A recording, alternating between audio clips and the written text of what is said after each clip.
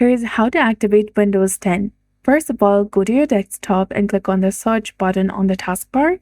Now open settings, or you can also search for it and open the settings application.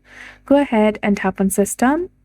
Now scroll down and select about, which is the last option in this page in the left hand side. Now if Windows isn't activated, you'll see a red text saying so. Select change product key or upgrade your edition of Windows. And again, select change product key, that is highlighted in blue color. Give administrative privileges.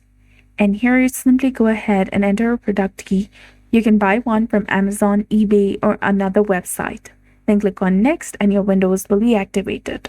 So that's it. I hope you found this video helpful. If you did, please like, share, and subscribe. Thanks for watching. We'll see you again in the next one.